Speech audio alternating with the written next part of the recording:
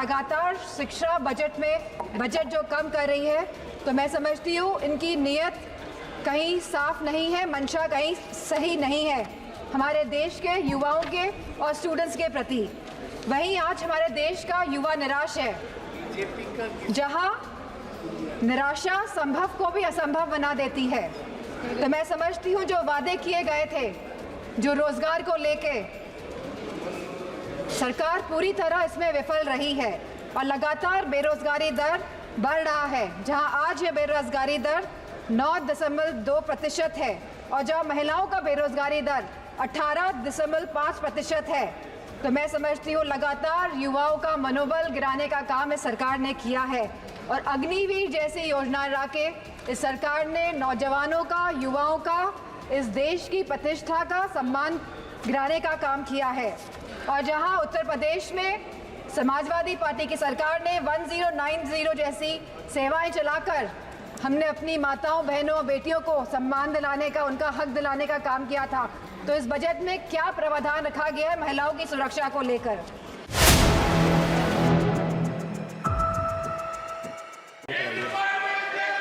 Budget पर सामान्य चर्चा। श्रीमती डिम्पल यादव जी। माननीय सदस्य श्रीमती डिम्पल यादव जी। माननीय सदस्य प्लीज, हमारी सम्मानित माननीय सदस्य बोल रही है। माननीय सदस्य डिम्पल यादव जी।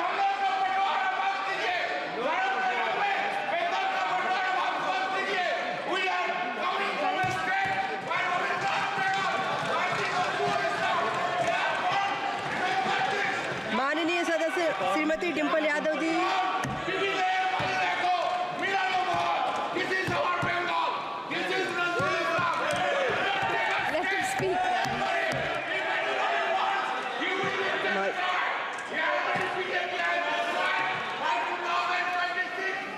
माननीय सदस्य डिम्पल यादव जी। माननीय सदस्य एक मिनट माननीय सदस्य।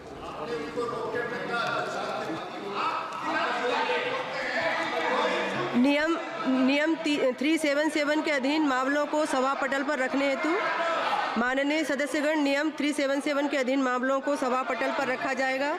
जिन सदस्यों को नियम 377 के अधीन मामलों को आज उठाने की अनुमति दी गई है और जो उन्हें सभा पटल पर रखने के इच्छुक हैं, वे 20 मिनट के भीतर मामले को व्यक्तिगत रूप से सभा पटल पर भेज दें। केवल उन्हीं मामलों को सभा पटल पर रखा माना जाएगा जिनके लिए मामले का पाठ निर्धारित समय के भीतर सभा पटल पर प्राप्त हो गया हो, शेष व्यक्तित्व माना जाएगा। माननीय डिम्पल यादव जी।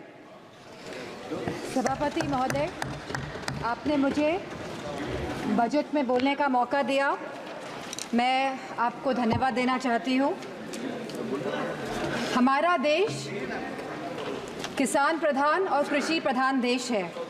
अगर हमारे किसान और युवाओं का भविष्य सुनिश्चित नहीं कर पा रहे हैं हम, तो मैं समझती हूँ कहीं ना कहीं हम सब अपने फ़र्ज से डगमगा रहे हैं। जहाँ वित्त मंत्री ने 9 प्राथमिकताओं की बात करी और कृषि को जहाँ पहला स्थान दिया गया, वही मैं वित्त मंत्री से पूछना चाहती हूँ कि कृषि ग्रामीण अर्थव्यवस्था की वृद्धि दर क्या है? जहाँ यह कहा गया था कि 2024 तक आप किसान की आय दुगनी कर देंगे, 22 तक किसान की आय दुगनी कर देंगे, और जहां एमएसपी का वादा किया गया था, तो मैं पूछना चाहूँगी कृषि मंत्री से कि आज एग्रीकल्चरल इंफ्रास्ट्रक्चर में कितना बजट या सरकार द्वारा दिया जा रहा है? यूपी को इस बजट के तहत क्या मिला है? क्या एक भी मंडी पिछले 10 सालों में उत्तर प्रदेश में बनी है? और अगर किसान की ज़रूरतमंद जैसी चीज़ों पर क्या यह सरकार ने कोई भी जीएसटी माफ़ करी है या खाद में सब्सिडी देने में यह सरकार कायम रह पाई है? और जहां खुद प्रधानमंत्री आए थे उत्तर प्रदेश में विधानसभा चुनाव में और उन्होंने वादा किया था उत्तर प्रदेश की जनता को, उत्तर प्रदेश के लोगों को, कि वो आवारा मवेशियों की समस्या से किसानों को हल दिलाएंगे, निजात दिलाएंगे, तो क्या इस आवारा पशुओं की जो समस्या है, जिसकी वजह से आज हमारा देश चौकीदार बन गया है, रात भर सो नहीं पा रहा है, तो क्या कोई प्रावधान बजट में रखा गया है इस समस्या को लेके?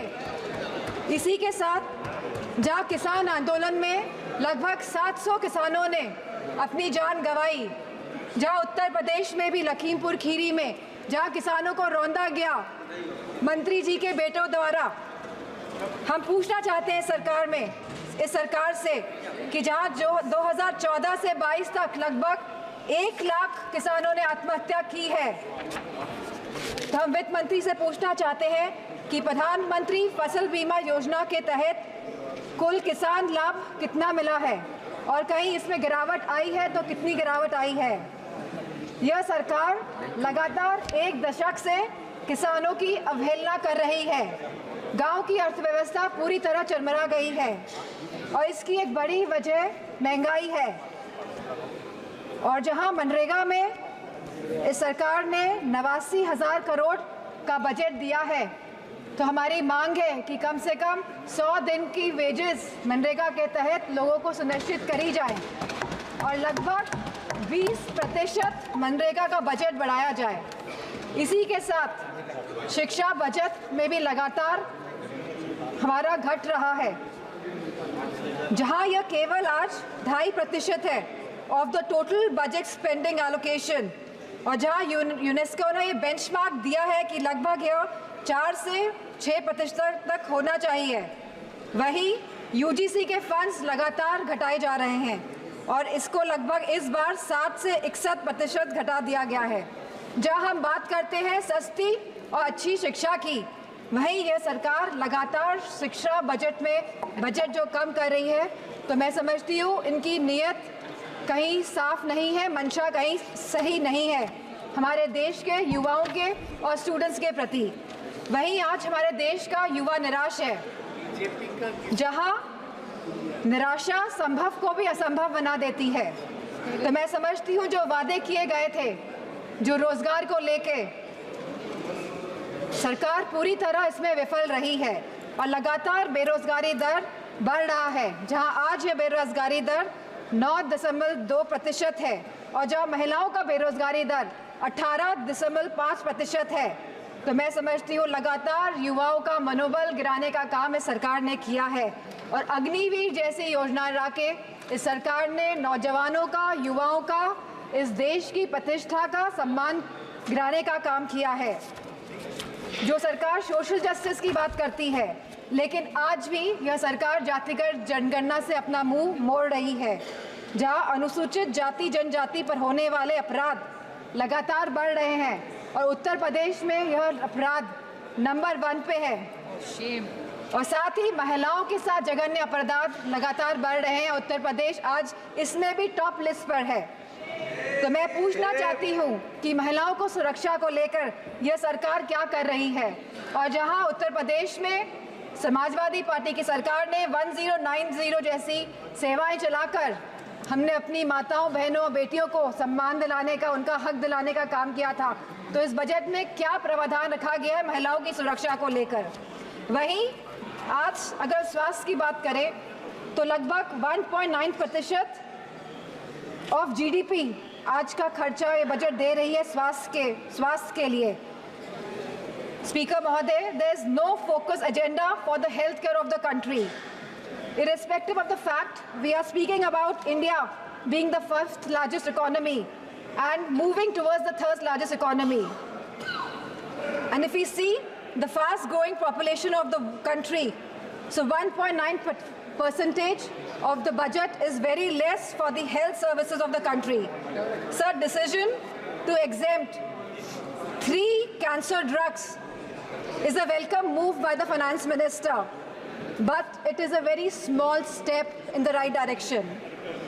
Sir, मैम, हमारे उत्तर प्रदेश में लखनऊ में एक कैंसर इंस्टीट्यूट जिसमें लगभग 1,000 करोड़ रुपए लगे हैं, वो तैयार है, लेकिन ना केंद्र की सरकार ना स्टेट की सरकार ये सुनिश्चित कर रही है कि सुचारू रूप से वो कैंसर इंस्टीट्यूट चल सके, क्योंकि कैंसर के केसेस लगातार देश में बढ़ रहे हैं। और मेरा मानना है कि अगर ये कैंसर इंस्टीट्यूट सही ढंग से सरकार चला लेती है तो सस्ता इलाज हम अपने देशवासियों को दे पाएंगे। Ma'am, there is a massive gap between the demand and supply in the healthcare center, in the healthcare infrastructure. The doctors, the nurses, the technicians, इन सब की बहुत भारी कमी है।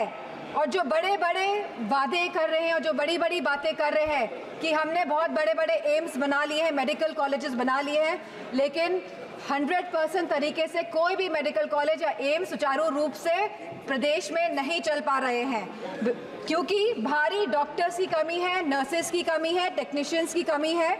इसी के साथ जो टीचिंग फैकल्टी में भी भारी टीचर्स की कमी है।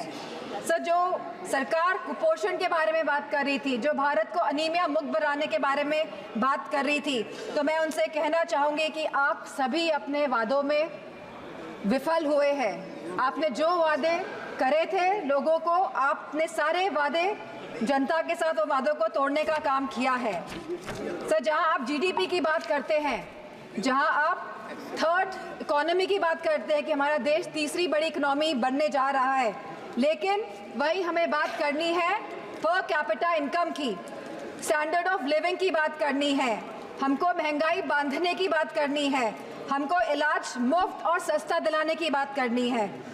और जो कैपिटल एक्सपेंडिचर की आप बात कर रहे हैं, तो मैं समझती हूँ इसमें भी समय सीमा तय होनी चाहिए कि इंफ्रास्ट्रक्चर के जो भी प्रोजेक्ट्स बन रहे हैं उनकी समय सीमा निर्धारित हो, क्योंकि यह टैक्स का मनी है, ये जनता का पैसा है। धन्यवाद माननीय सदस्य। Ma'am 2 minutes I will take ma'am.